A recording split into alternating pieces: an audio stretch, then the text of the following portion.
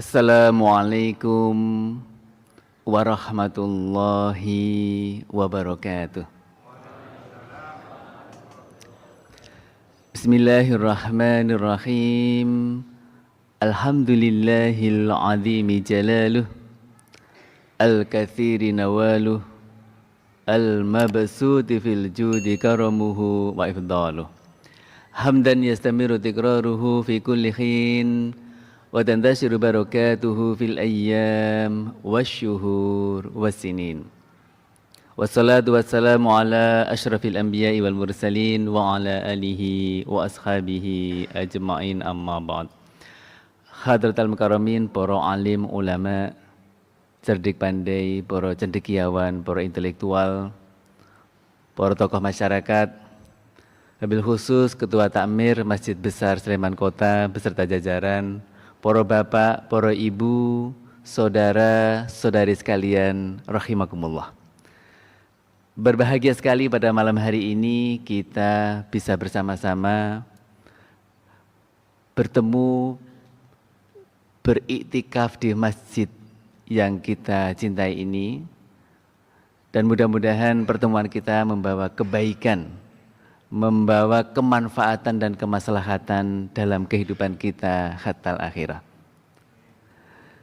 Nah, malam hari ini bersamaan dengan Maulid Nabi.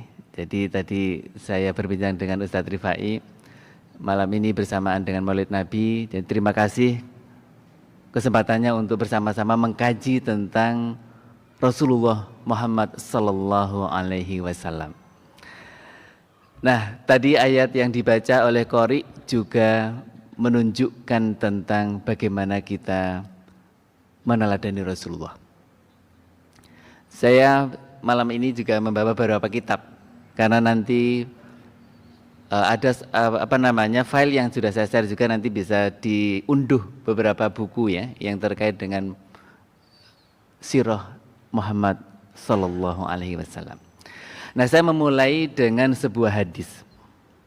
Ketika kita bicara tentang Maulidun Nabi, itu ada sebuah hadis yang sangat banyak dihafal ya oleh kita semuanya ya. Yakni tentang bagaimana kita itu memposisikan Rasulullah dalam kehidupan kita.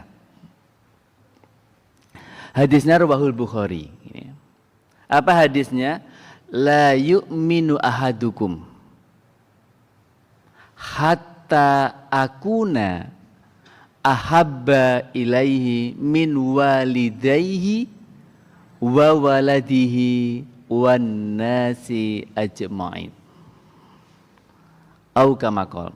Jadi hadis riwayat Bukhari ini, la yu'minu ahadukum, tidak sempurna iman engkau sekalian, salah seorang dari kita semua. Jadi iman kita itu tidak akan sempurna hatta akuna ahabba ilaihi, hingga Rasulullah akuna, saya, ketika Rasul ngendika ini, ahabba ilaihi, lebih dicintai daripada siapa? Min walidihi, daripada orang tuanya, wa waladihi, dan anaknya, wan nasi ajma'in, dan manusia keseluruhannya.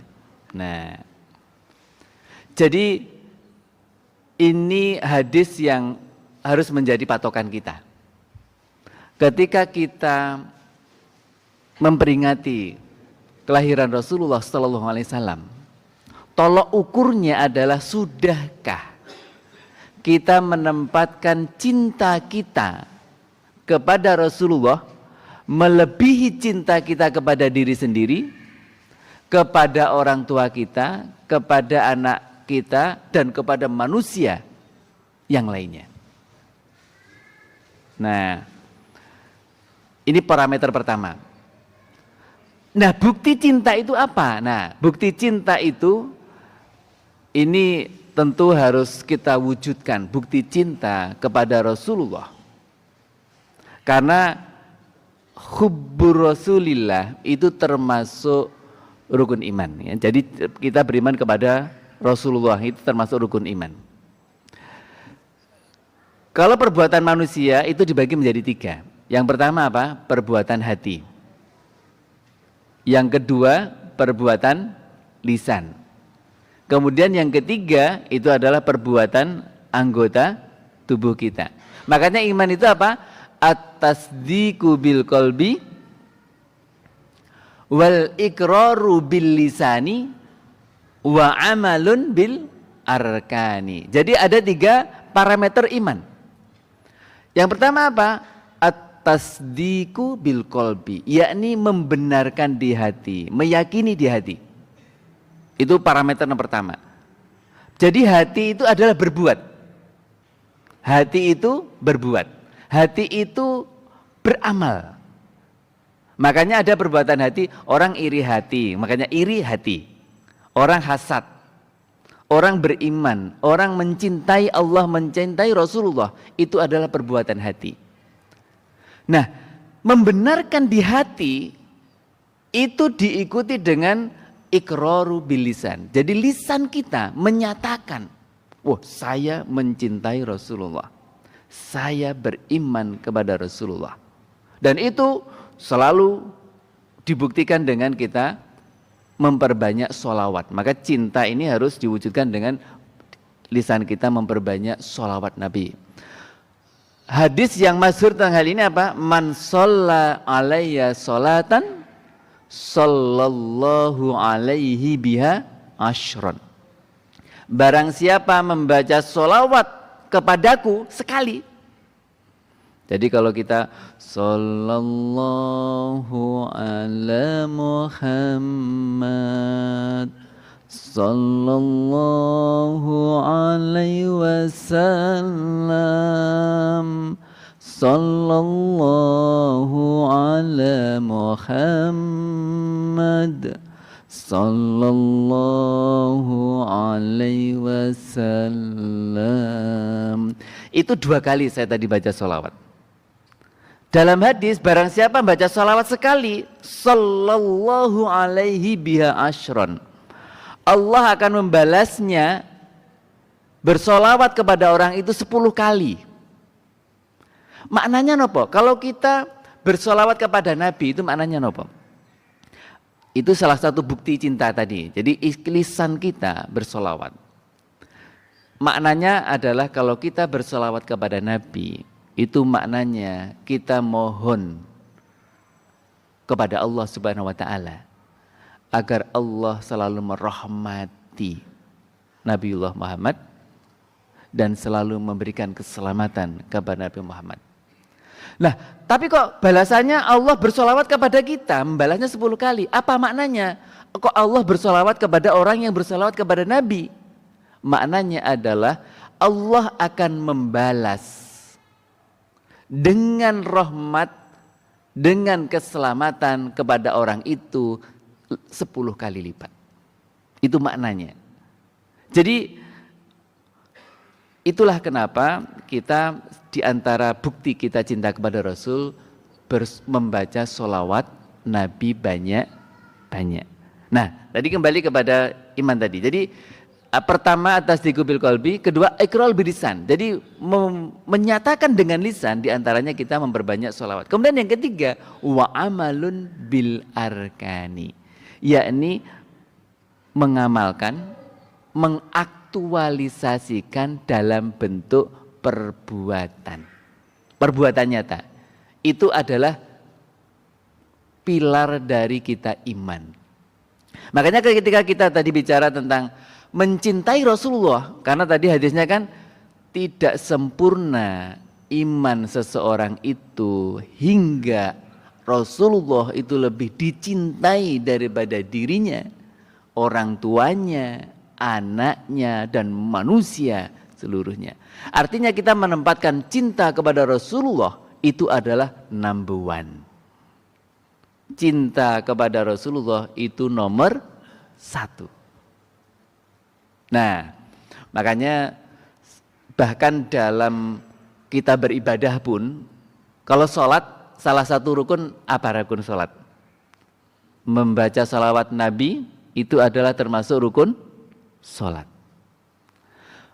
Ketika kita merayakan setiap pekan Jumatan, apa salah satu rukun khotib itu harus dilakukan?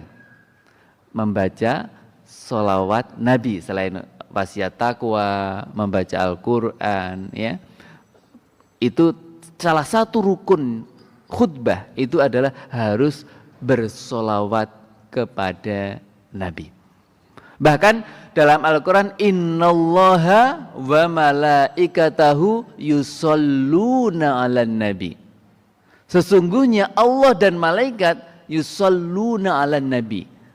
Memberikan, kalau Allah memberikan rahmat, kalau malaikat itu memohonkan kepada Allah rahmat dan keselamatan kepada Nabi Muhammad SAW. Nah, dengan demikian, dengan kondisi seperti ini, Rasulullah itu adalah orang yang luar biasa semuanya. Orang yang pokoknya segala sesuatunya luar biasa. Bagaimana kita tahu adalah luar biasa? Nah itu. Karena cinta pada Rasulullah tadi mengimani, kemudian kita baca salawat, dan kemudian membuktikan dengan meneladani. Makanya ayat tadi uswatun hasanah. Karena uswatun hasanah itu berarti menjadikan Rasulullah sebagai teladan kita. Nah, teladan itu berarti kita melakukan amal perbuatan.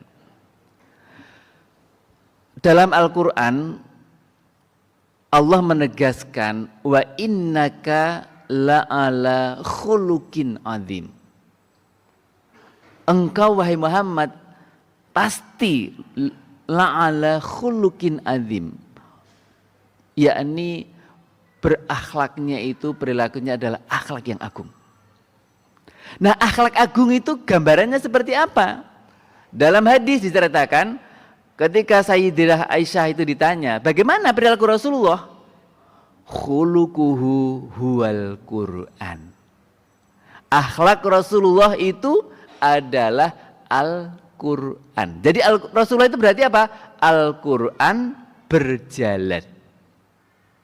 Nah, maka kalau kita yang meneladani Rasulullah berarti harus mengaji Al-Quran, mengaji hadis agar kita betul-betul bisa berakhlak seperti Rasulullah, yakni Al-Quran berjalan.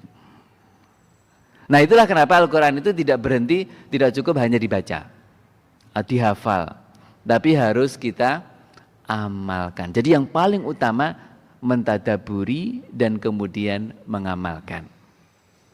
Nah, akhlak Rasulullah Al-Quran, makanya judul kita akhlak Nabi sebagai kompas moral. Nah, karena kompas moral jadi ya sentral. Jadi kalau kompas itu selalu, wah ini kalau ada perilaku begini, kompasnya adalah dari akhlak Rasulullah.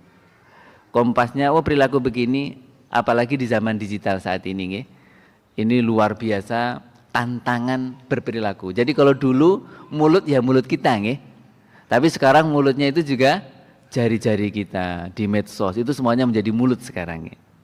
Maka ini harus kita jadikan akhlak Rasulullah itu menjadi kompas moral. Nah, kuncinya tadi adalah khuluquhu wal Qur'an. Jadi Rasulullah itu adalah Al-Qur'an berjalan. Maka kalau kita ingin meneladani Rasulullah berarti harus memperdalam Al-Qur'an dan sunnah.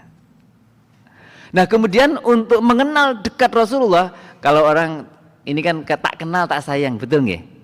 Tak kenal tak sayang. Tak kenal ya tidak tahu, berarti kan?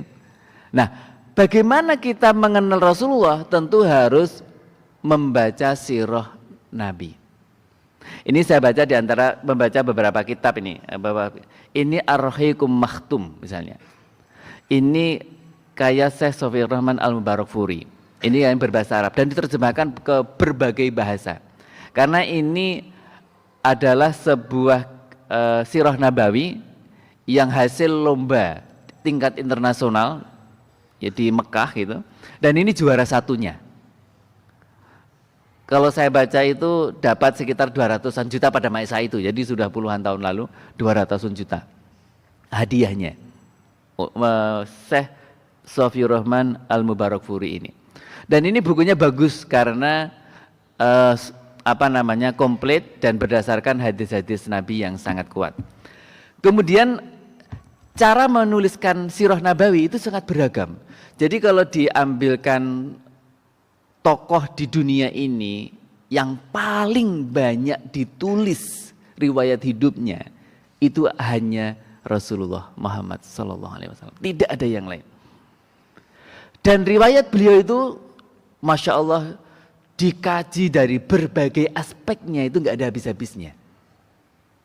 Yang sejenis ini yang membahas kisah Rasulullah itu dari awal sampai beliau wafat itu jumlahnya ratusan judul.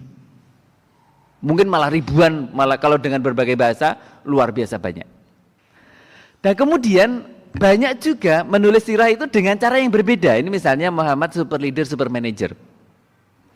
Ini buku yang saya kira sangat menarik karena mengkaji Rasul dengan tematik. Jadi menurut buku ini Rasulullah itu ada punya 8 spektrum leadership, kepemimpinan. Jadi self leadership, memimpin dirinya luar biasa. Rasulullah itu mimpin dirinya itu dahsyat. Mimpin diri itu maksudnya apa? Ya ini bagaimana kita bisa mengendalikan diri. Contohnya apa? Misalnya Rasulullah itu dimaki-maki tiap hari oleh seorang perempuan Yahudi yang di pinggiran pasar Madinah.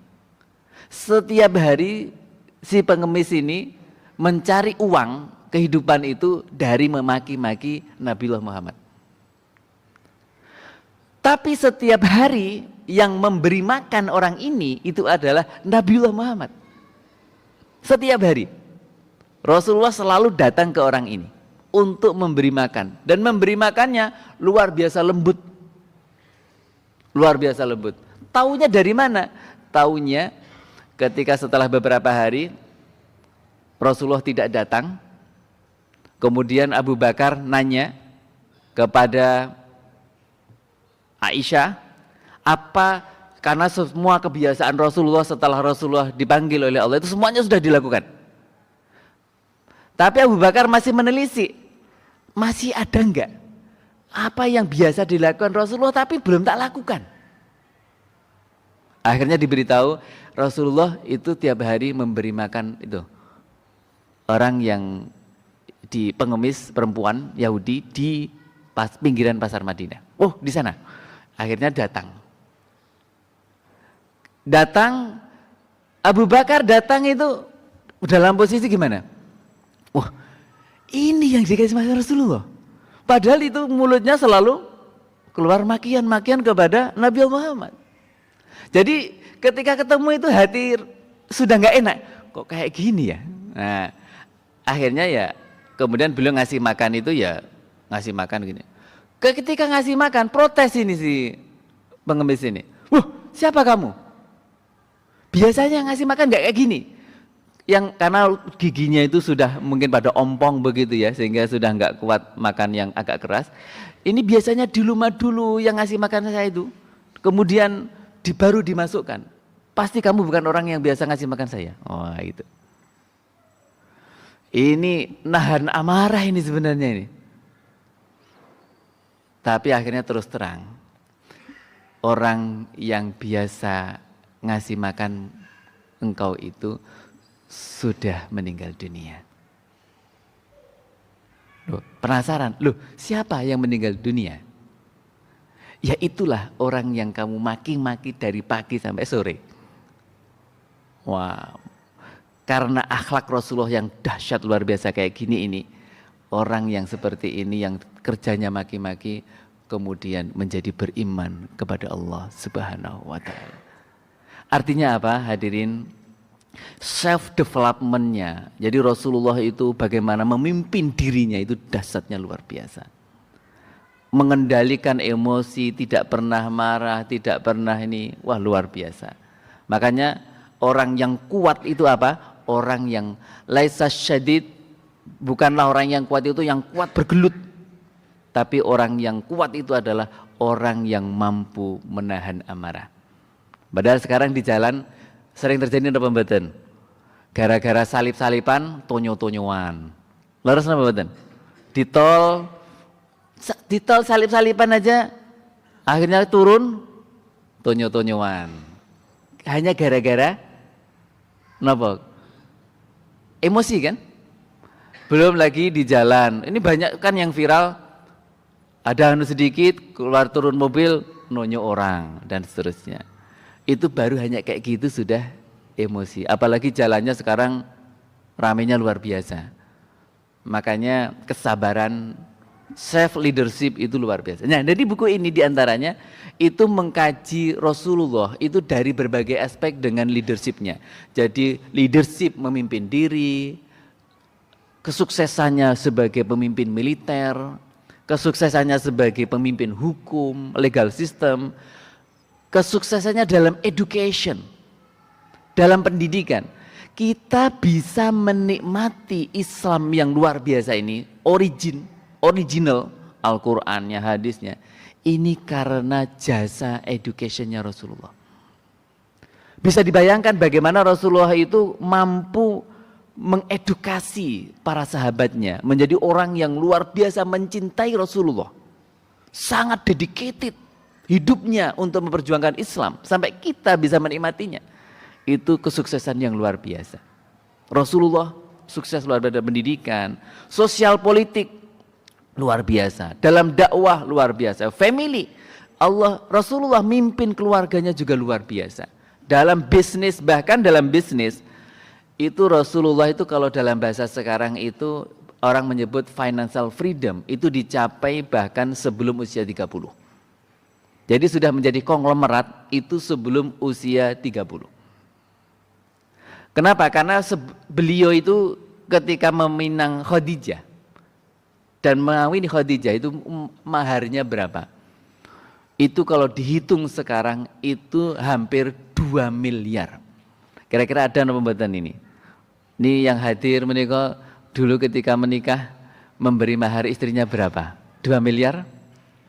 Rasulullah di usia 25 itu memberi mahar Khadijah itu nilainya lebih kurang 2 miliar. Dihitung dengan angka sekarang. Di usia 25. Dan beliau sudah successful itu sampai sebelum usia 30 sudah yang namanya financial freedom itu. Hadirin hadirat rahimakumullah. Jadi ini Rasulullah itu dikaji dengan berbagai aspeknya. Maka kalau kita tak kenal maka tak sayang tadi. Maka momentum kita sekarang bertemu dengan Maulid Nabi, saatnya kita lebih mendalami bagaimana itu Rasulullah. Dengan cara apa? Dengan cara membaca sirah-sirah nabawiyah. Ada e-book yang sudah saya share, Mas Adi nanti bisa kalau ada jamaah bisa, itu ada link Google Drive, ada e-book yang nanti bisa diunduh juga. Nah ini buku yang juga sangat menarik. Jadi cara menulis para penulis dalam menggambarkan Rasulullah itu berbeda-beda. Jadi kalau yang modelnya ini tadi, model ini tadi mulai beda lagi. Ini namanya Mulhimul Alam. Dr. Aid Al-Qarni. Ini termasuk buku yang sangat senang saya baca.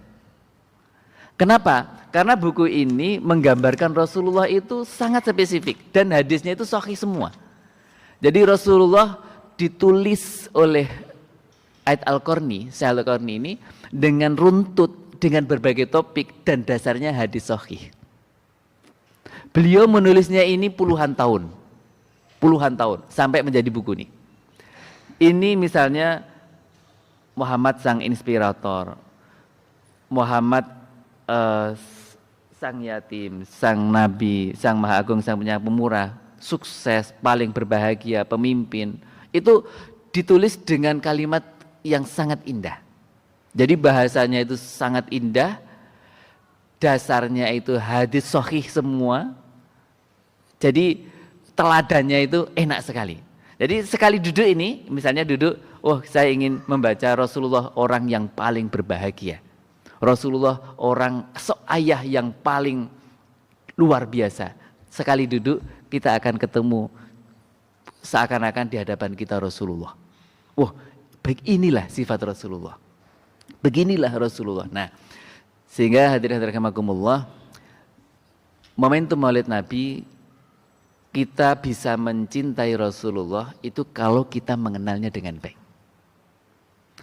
orang cenderung akan sangat senang itu kalau misalnya kita itu mengenal dengan baik.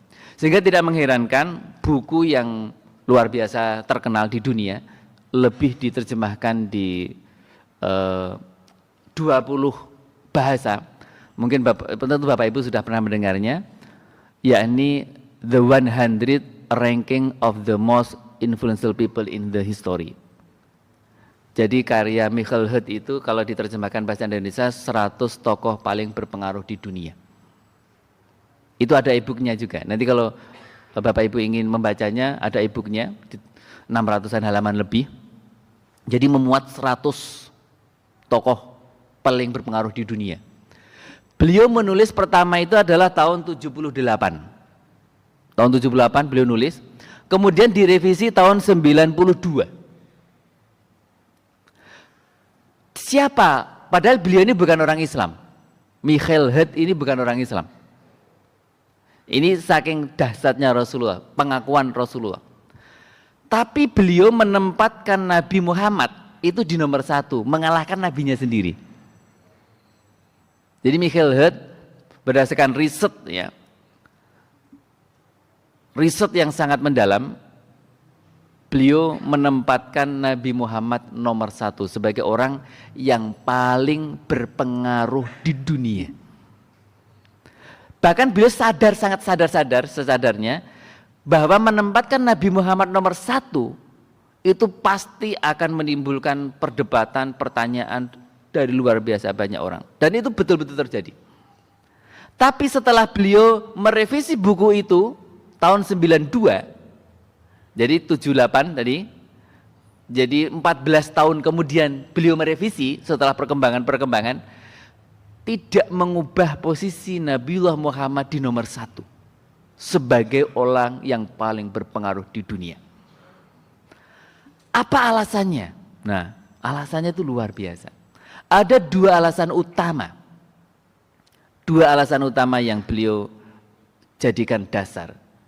Bahwa Nabi Muhammad itu adalah satu-satunya orang dalam sejarah yang sangat berhasil, sangat sukses, baik dalam keagamaan maupun dalam keduniawiaan atau sekuler.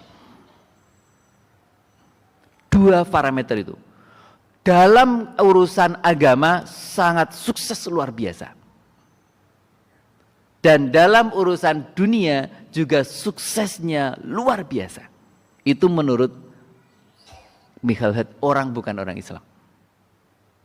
Apa buktinya? Buktinya kata beliau, kata penulis ini, Nabi Muhammad itu adalah, bisa dikatakan kalau bahasa beliau ya, yang Al-Quran kitab sucinya itu asli dari Muhammad, ada sejak Nabi masih ada, ditulis ketika Nabi masih ada, dan dibukukan secara lengkap hanya beberapa saat setelah Nabi tiada.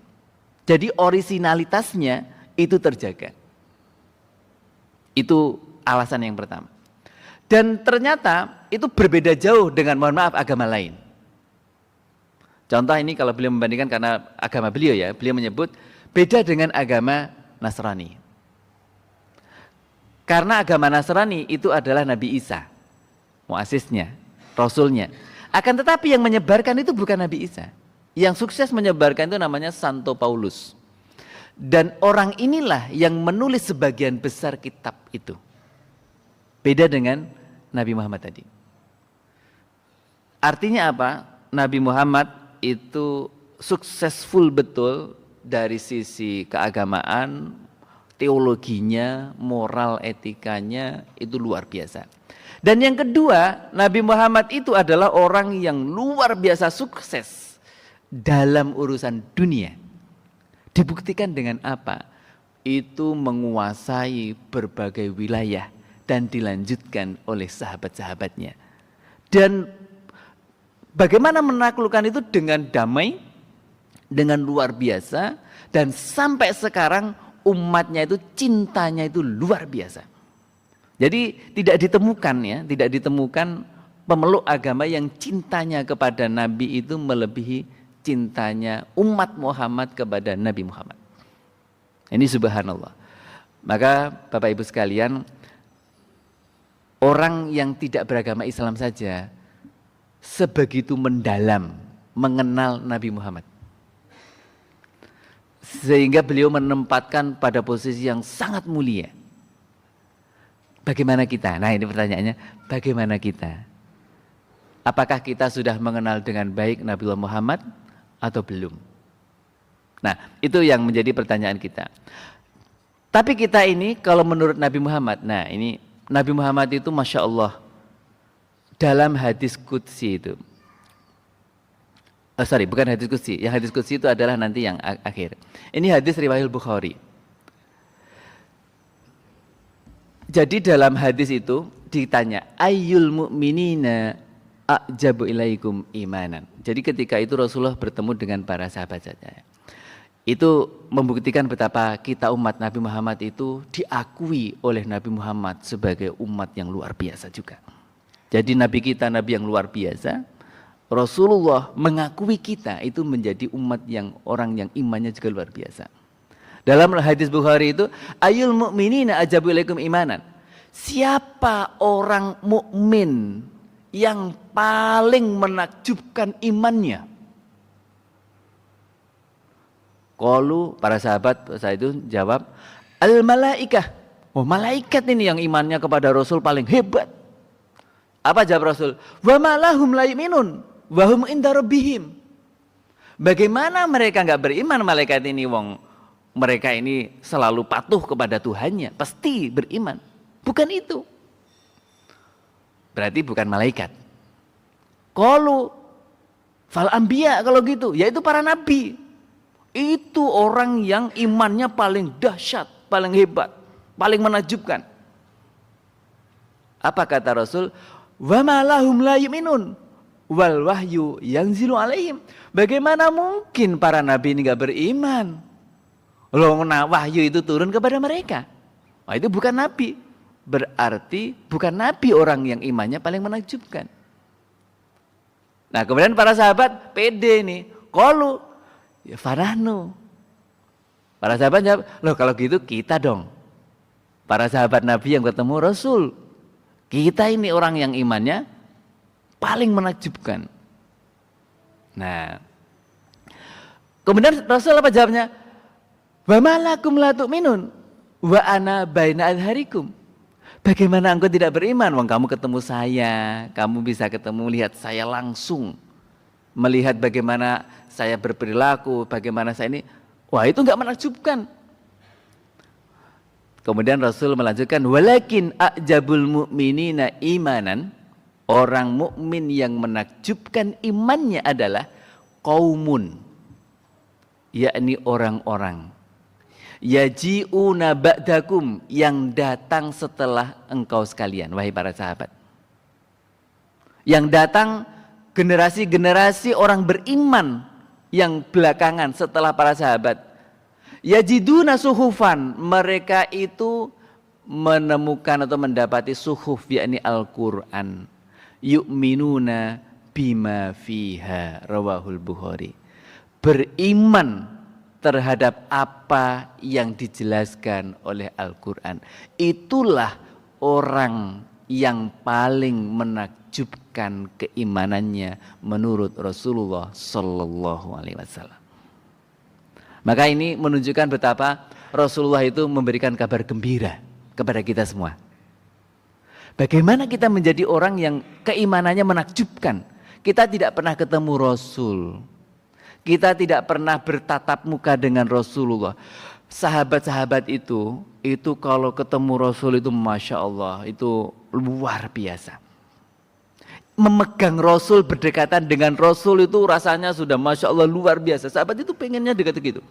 Bahkan ada riwayat yang sahabat itu ingin melihat punggung Rasul aja dengan pura-pura ingin membalas apa yang dengan Rasulullah. Hanya ingin mengelus punggung Rasulullah. Itu sahabat itu Masya Allah cintanya kepada Rasul. Ketemu, kita tidak ketemu Rasulullah, tidak melihat langsung Rasulullah, tapi kita mengimani Rasulullah. Makanya Rasulullah bersabda, taraktu fikum amroini lan tadillu abada in tamassaktum bihima.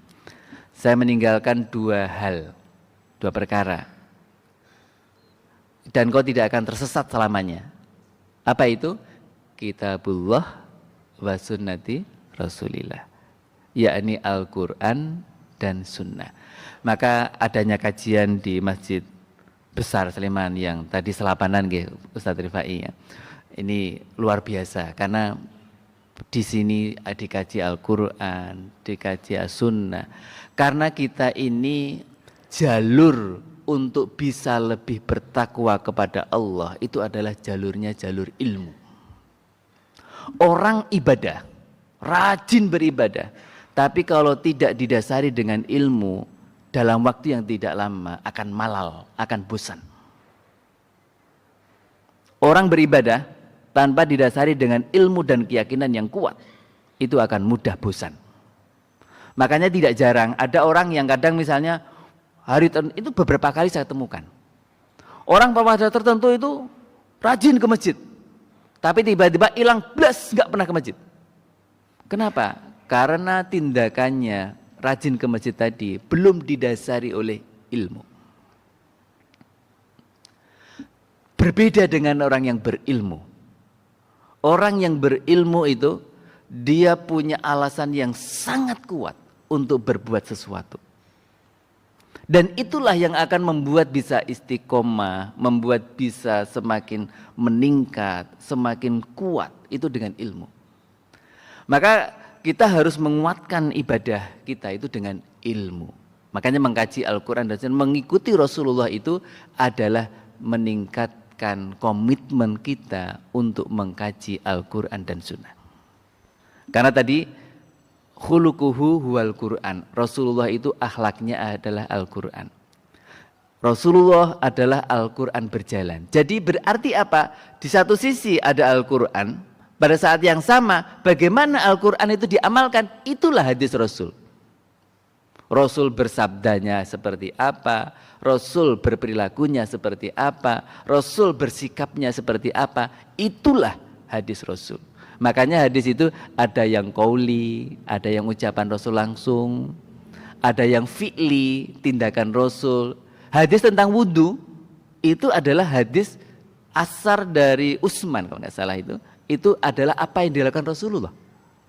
Jadi Rasulullah nggak ngendiko, tapi dijelaskan oleh sahabat. Rasul kalau wudu kayak gini, itu menjadi hadis yang itu adalah berdasarkan fi'li Rasulullah SAW. Ada yang takriri ketetapan Rasulullah, dan itu adalah yang bisa kita lihat dari teladan yang luar biasa tadi. Nah, hadirin hadirin rahimakumullah, makanya ketika namanya uswatun hasanah tadi seperti yang dibaca oleh qari kita Al-Ahzab 21, Rasulullah itu dalam berbagai tafsirnya adalah prototipe teladan yang ideal dalam semua hal, komplit. Makanya di buku-buku ini tadi teladan Rasulullah itu komplit, paketnya komplit. Jadi kalau kita ketemu dengan tokoh, kita membaca biografi tokoh, itu mesti ada sisi-sisi tertentu saja, enggak komplit menjadi teladan. Tapi kalau Rasulullah, semua aspek kehidupannya itu teladan, semua teladan. Nah, karena kita harus meneladani Rasulullah, maka kita harus tingkatkan ilmu kita mengenal Rasulullah. Kalau dalam hadis kan, man arafa nafsahu arafa robbahu. Barang siapa mengenal dirinya, mengenal Tuhannya. Kita semakin mendalami siapa manusia, kita akan semakin mengenal bagaimana penciptanya manusia. Nah, kita semakin mengenal Rasulullah, maka akan semakin kita tahu bagaimana kita meneladani Rasulullah Sallallahu Alaihi Wasallam. Nah, di antara kitab yang menarik itu ya, contoh ini berapa menit lagi? Ya, 10 menit lagi. Nah, jadi di akhir ini nanti ada beberapa hadis yang juga bagaimana meneladani Rasulullah dan bagaimana kita mengamalkan apa yang digariskan Rasulullah. Ada hadis qudsi yang tentang 3 golongan itu yang lebih dicintai dan dibenci oleh Allah. Hadis qudsinya gimana? Wa qala innallaha ta'ala yabghadu salasata nafarin wa bughduhu li salasatin minhum asyaddu. Jadi Allah itu benci kepada 3 jenis orang, tapi kepada 3 jenis yang lain itu lebih benci. Dan sebaliknya Allah suka kepada 3 jenis orang dan lebih benci lagi kepada 3 jenis yang lain. Nah, apa itu? Nah, ini. Yang pertama yang dibenci adalah awaluha yabghadu al-fasaq. Yakni Allah itu membenci orang yang fasik. Orang fasik ini kenapa? Fasik itu orang yang berbuat dosa besar. Hari-hari ini kita disuguhi banyak sekali berita-berita yang dosa besar.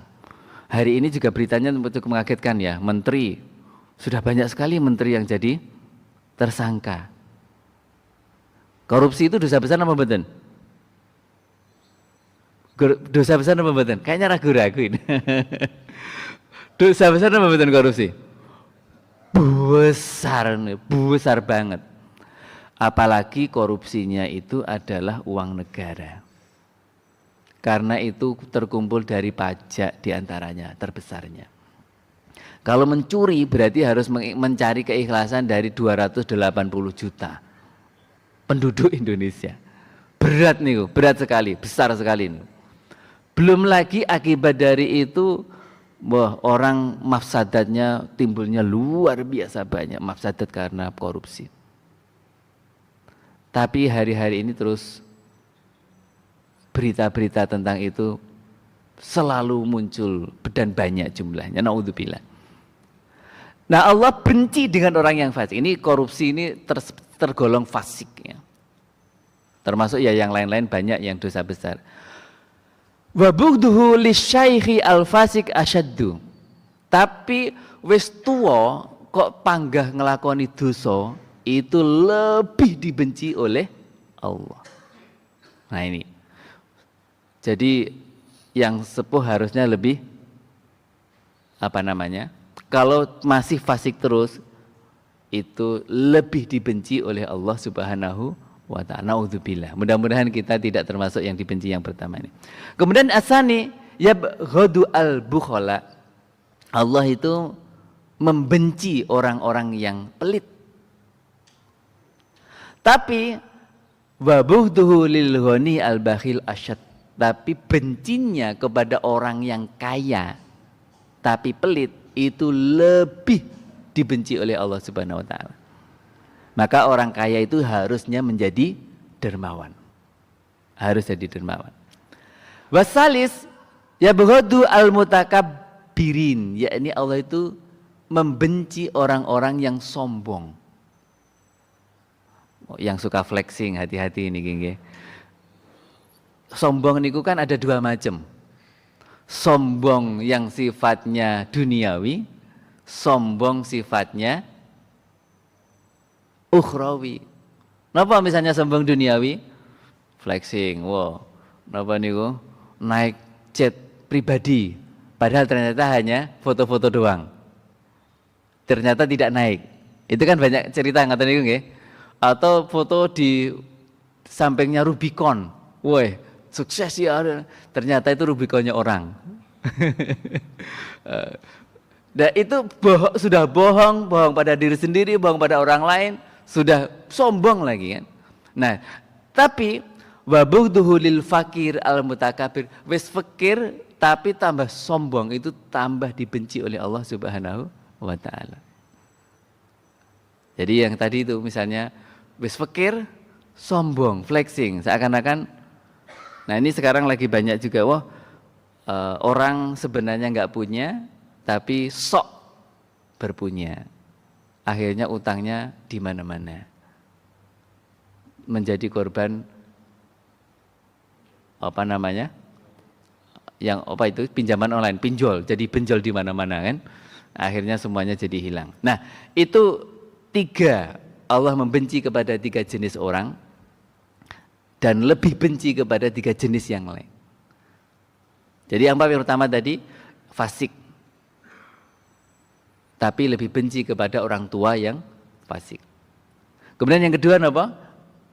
Pelit, tapi lebih benci kepada orang kaya yang pelit. Sombong, dibenci oleh Allah, tapi lebih dibenci orang fakir yang sombong. Nah, kemudian sebaliknya, wa yuhibbu salasata nafarin wa hubbu li salasati minhum asyaddu. Jadi Allah juga mencintai 3 jenis yang lain. Tapi pada 3 jenis yang itu bisa lebih cinta kepada Allah. Lebih cinta Allah. Apa yang pertama?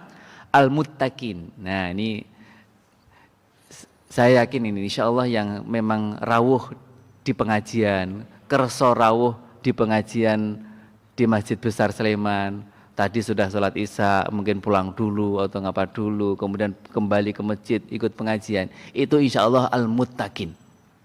Mudah-mudahan menjadi muttaqin semuanya kita nih, yang bertakwa kepada Allah Subhanahu wa taala.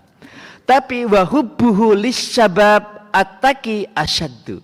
Tapi cintanya Allah kepada orang muda yang bertakwa itu lebih dicintai Allah. Jadi mboten nunggu sepuh. Muda bertakwa kepada Allah lebih dicintai oleh Allah Subhanahu wa taala. Kemudian yang kedua apa? Yuhibbu al-askhiyya. Allah mencintai orang yang loman, orang yang dermawan. Wa hubbuhu lil fakir as-sakhi asyaddu. Tapi cintanya Allah kepada orang yang fakir tapi loman itu lebih cintanya Allah kepada orang yang seperti ini. Fakir tapi tetap loman. Makanya dalam Al-Quran, liyunfik dzu sa'atim min sa'atih wa man qudira alaihi falyunfik mimma atahullah. Jadi kalau yang diberi keluasan rezeki hendaklah dia berinfak. Ya, berinfak sesuai dengan keluasan itu. Tapi wa man qudira alaihi rizku, barang siapa yang rizkinya itu sempit gitu ya, hendaklah dia tetap untuk berinfak sesuai dengan apa yang telah diberikan Allah kepadanya. Jadi maksudnya apa? Untuk menjadi dermawan, berbagi, tidak nunggu sugih. Karena ternyata kebanyakan orang itu kalau semakin sugih niku semakin pelit.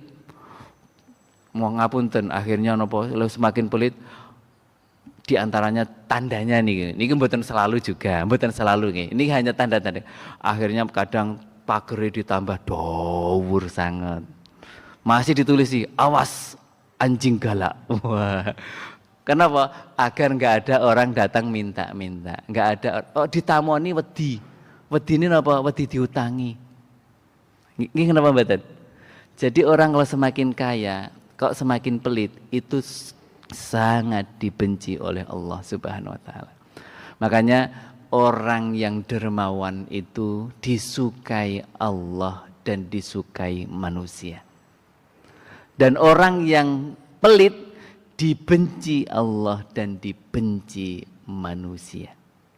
Nah, makanya kita harus berusaha selalu dermawan. Dermawan tidak harus selalu dengan harta, dengan tenaga, dengan pikiran, termasuk mau untuk ngurusi masjid, ngurusi kegiatan masyarakat, itu bagian dermawan. Mungkin nggak bisa nyumbang banyak-banyak, tapi bisa menyumbangkan tenaga, menyumbangkan pikirannya, menyumbangkan waktunya untuk kemaslahatan. Itu adalah bagian dari kedermawanan. Tidak pelit untuk menolong orang lain. Nah kemudian yang terakhir apa?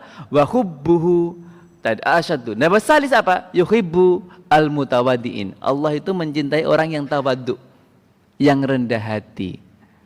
Tapi wa hubbuhu lil ghani al-mutawadi asyaddu. Tapi cintanya Allah itu sangat lebih cinta lagi kepada orang yang tawaddu, wis sugih tawaddu. Sugih rendah hati. Wah, itu lebih dicintai oleh Allah Subhanahu wa ta'ala. Mudah-mudahan kita termasuk golongan ini, nah, ya, golongan yang dicintai oleh Allah, ya. Tadi menjadi orang yang bertakwa. Makanya ini kita motivasi anak-anak muda kita juga bertakwa kepada Allah. menjadi dermawan dan juga menjadi yang rendah hati, tidak sombong. Nah, ini sebenarnya masih ada beberapa hadis yang lain. Satu saja hadis yang dalam kitab Arba'una Su'alan Ajabah Nabi ini. Jadi ada kitab yang menurut saya sangat bagus. Kitabnya tipis. Arba'una Su'alan ini untuk meneladani Rasulullah itu gampang. Gampangnya apa? Karena Rasul bertanya dan dijawab. Jadi ada 40 pertanyaan yang ajaba anhan Nabi, yang Nabi itu menjawab langsung tentang pertanyaan-pertanyaan itu. Jadi ini enak maksudnya untuk belajar bagaimana kita meneladani Rasulullah. Satu hadis saja dari kitab itu karena waktunya sudah jam 9. Yakni hadis ke-16. Hadis ke-16 itu an Abi Hurairah radhiyallahu anhu Rasulullah sallallahu qala kullu ummati yadkhulunal jannata illa man aba. Seluruh umatku itu akan masuk surga. Kecuali siapa? Kecuali orang yang menentang, orang yang enggak mau, orang yang enggan masuk surga. Tadi kan sudah diawali dengan hadis kita ini menurut Rasulullah adalah golongan orang. Golongan orang apa? Orang yang imannya menakjubkan, mengalahkan keimanannya para sahabat, mengalahkan keimanannya para nabi, mengalahkan keimanannya para malaikat. Nah, maka Rasulullah memberikan kabar gembira yang luar biasa. Kullu ummati yadkhulunal jannata illa man aba. Seluruh umatku akan masuk surga kecuali yang enggak gelem. Yang enggak mau, yang enggak mau masuk surga. Kila, waman apa ya Rasulullah? Sahabat nanya, loh siapa yang gak mau masuk surga Rasulullah? Qala man ata'ani dakhalal jannah wa man asani faqad aba, rawahul Bukhari. Barang siapa yang mentaatiku, barang siapa yang mengikutiku, barang siapa yang meneladaniku, barang siapa yang patuh kepada tuntunanku, dakhalal jannah, dia akan pasti masuk surga. Waman asoni, dan barang siapa yang mendurhakaiku, tidak mau ngikuti aku, menyepelekan tuntunanku, ya, atau malah mengkaburkan tuntunanku, faqad aba, itulah orang yang enggan untuk masuk surga. Jadi kuncinya ternyata masuk surga itu adalah mentaati Rasulullah, meneladani Rasulullah. Makanya Al-Quran menegaskan wa ma atakumur rasulu fakhudhuhu wa ma nahakum anhu fantahu. Apa-apa yang disampaikan kepadamu oleh Rasulullah, ambil. Karena Rasul, Al-Quran dan Nabi itu adalah satu paket. Wa ma nahakum anhu fantahu. Apapun yang dilarang oleh Rasul, hindari. Itulah kenapa kompas moral kita itu kalau Rasulullah itu akan luar biasa. Nah, tentu ini butuh kita untuk terus mendalami, terus bagaimana kita mengenal Rasulullah dengan baik agar betul-betul kita dapat meneladani. Sebagaimana yang di Rasulullah tadi, kita dijamin oleh Rasulullah masuk surga. Kuncinya apa? Yakni mentaati Rasulullah Sallallahu Alaihi Wasallam. Maka momentum Maulid Nabi tahun ini bagaimana kita jadikan diri kita semakin dekat dengan Rasulullah dengan cara mengenal Rasulullah, dengan cara banyak ya kita mengkaji Al-Quran, mengkaji Sunnah, mengkaji Sirah Nabawi. Dengan begitu insya Allah jalan bagi kita untuk meneladani Rasulullah semakin lapang dan semakin terbuka. Demikian, terima kasih kesempatannya Takmir Masjid Besar Sleman untuk bisa bersilaturahim pada kesempatan malam hari ini. Mudah-mudahan apa yang kita kaji pada malam hari ini memberikan manfaat untuk kita semua dan semakin menambah kecintaan kita kepada Rasulullah Sallallahu Alaihi Wasallam sehingga kita menjadi umatnya yang nanti mendapatkan syafaatnya. Karena dalam hadis juga ada yang menyebutkan seluruh nabi itu mendapatkan doa yang pasti dikabulkan oleh Allah. Tapi Rasulullah itu menyimpan doa itu untuk umatnya, yakni dalam bentuk nanti memberikan syafaat ketika di akhirat. Itu betapa cintanya Rasulullah kepada umatnya. Maka kita sebagai umat Rasulullah harus betul-betul mencintai Nabi Muhammad dengan sepenuh hati. Karena itu adalah betul-betul akan menyelamatkan kita, membawa kita kebahagiaan di dunia dan di akhirat. Sekali lagi terima kasih dan mohon maaf ada khilaf dan kurangnya. Kita syukuri pertemuan kita dengan hamdalah. Alhamdulillahirabbil alamin dan kafaratul majelis subhanakallahumma wa bihamdika asyhadu an la ilaha illa anta astaghfiruka wa atubu ilaik. Wassalamualaikum warahmatullahi wabarakatuh.